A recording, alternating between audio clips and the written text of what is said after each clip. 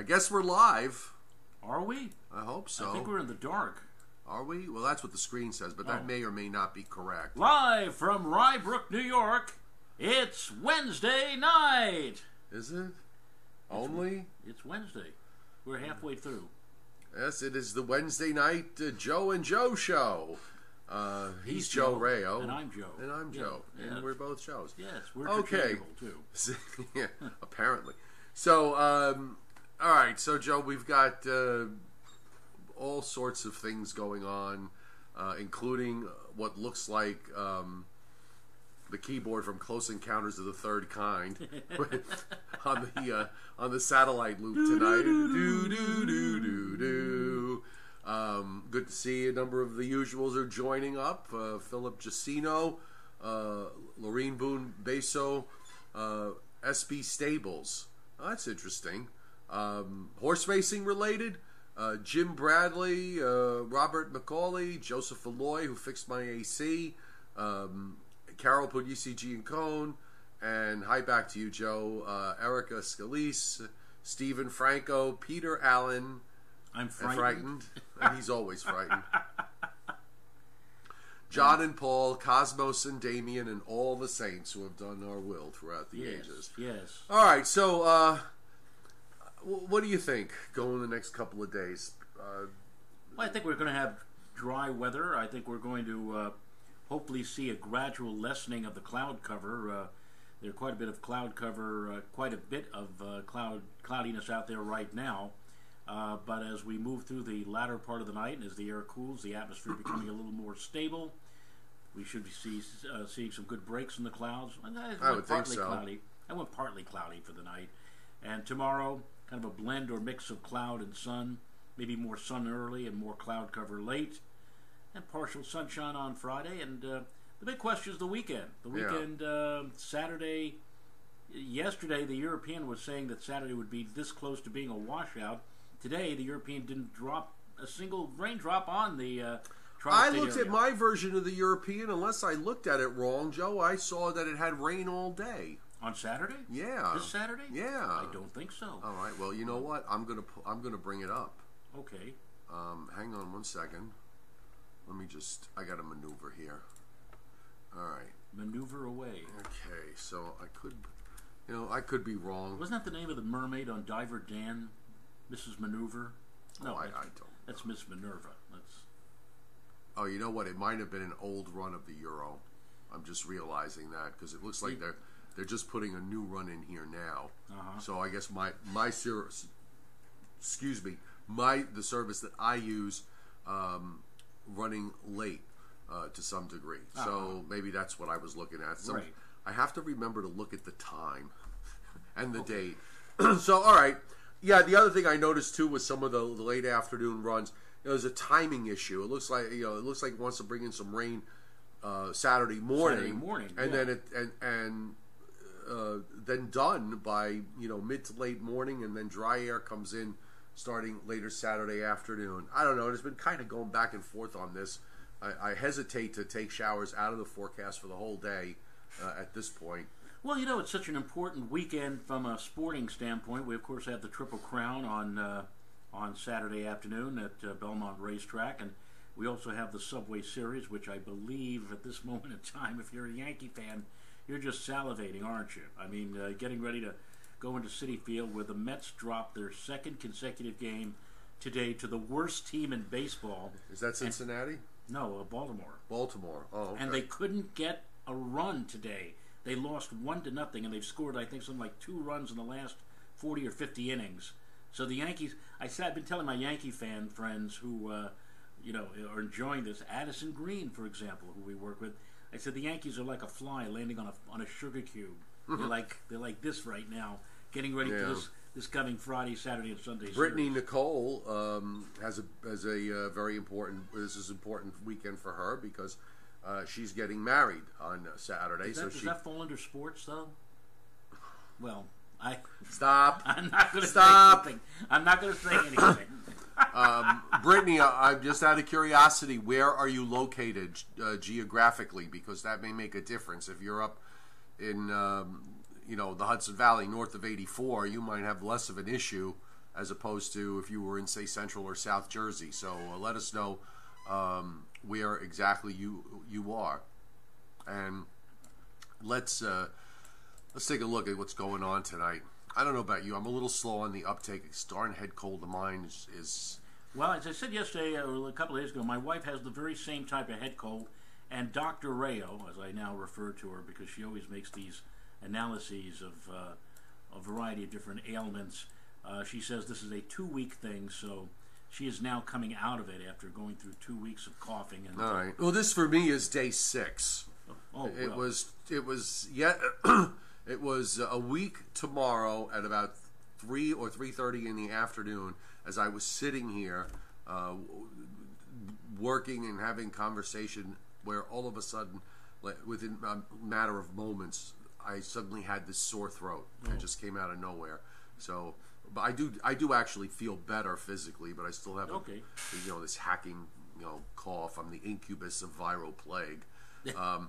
Severe weather tonight across the Central Plains and into the Middle Mississippi Valley. Big area of slight risk to marginal risk. Other than that, that part of the game is pretty quiet. So, for us anyway, no thunderstorms being forecast at all throughout all of the East, except for this little sliver in North Carolina and, of course, down in Florida.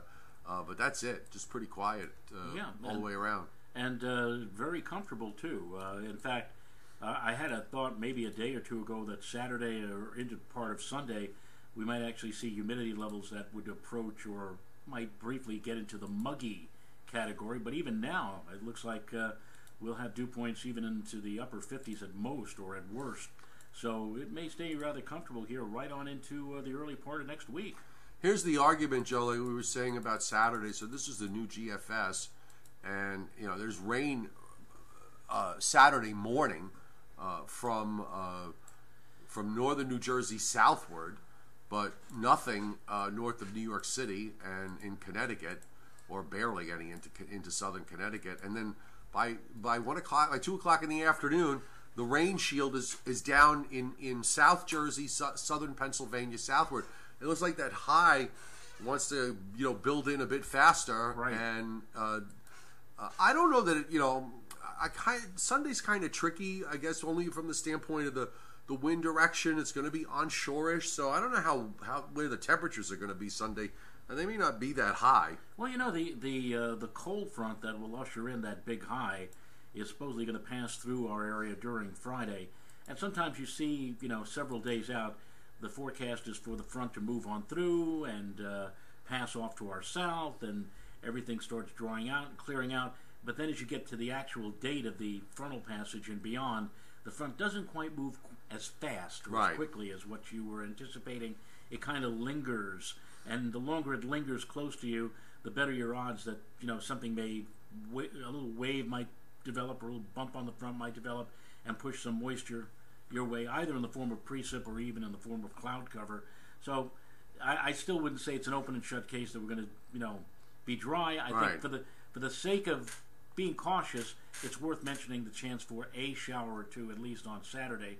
Then hopefully the rest of the weekend will turn out okay. By the way, while all this is going on here with what we're dealing with, out in the Northwest and in the Northern Rockies, they're actually going to see some snow early next week, late in the weekend, early next week. And in fact, I'm going to bring up the snowfall forecast map from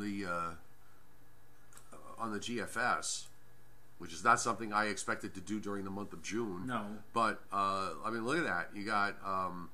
You got snow, and I get this has got to be elevation driven, obviously, but there's some pretty decent amounts for this time of year being indicated up through parts of northern Idaho, in and around Washington State, Oregon, and even into northern California. It's pretty astounding when you think about it. Right along the Continental Divide, and I guess the National Weather Service, for example, at Great Falls, Montana, will have to continue issuing potential winter storm warnings and advisories.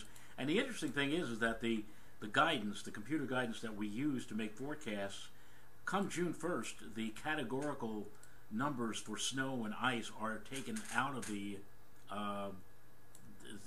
tabular. I thought they already did that today. No, they did that on June 1st. They did do it, yeah.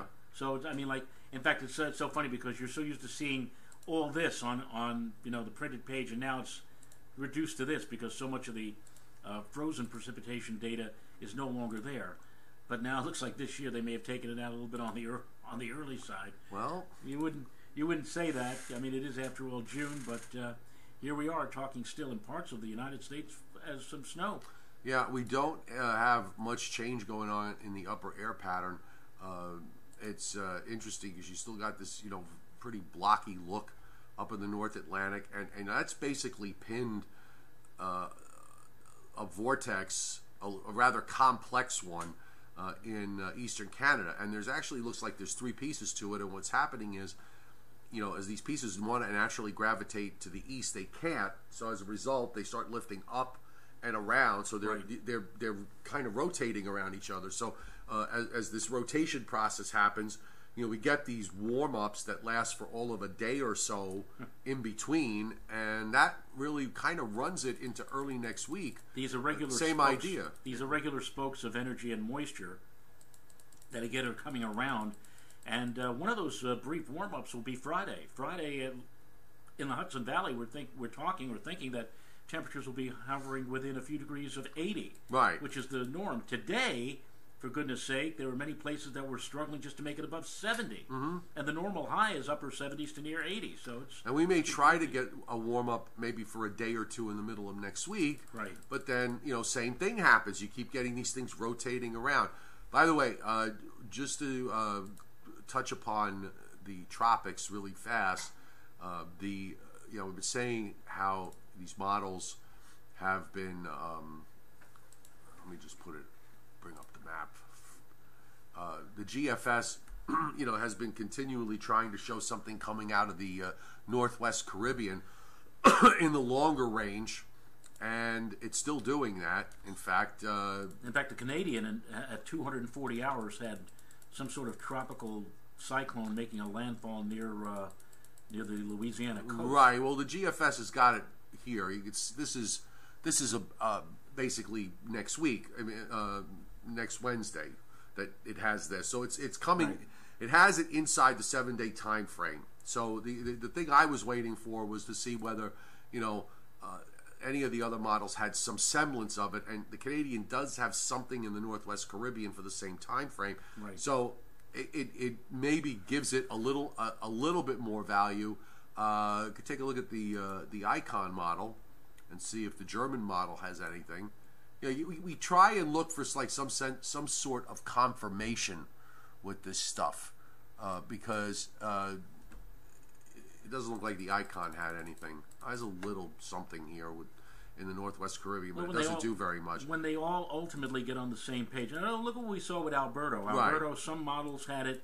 Some models kept pushing it back. I think the GFS had it, and they kept pushing it back and back and back and back. And then finally, there came a period where the other models started to fall into place and indicate that yes, and that gave us more confidence that indeed that tropical system was eventually going to form. Raymond says, do I think the overall severe thunderstorm reports have gone up compared to last year? I'm trying to remember. I did happen to look at numbers from the Storm Prediction Center. I think it must have been over a month ago for the months of March and April. They were down from a previous below average and down from last year or 2 years ago. So they were so they seem to be running less. I did not look at the numbers for the month of May.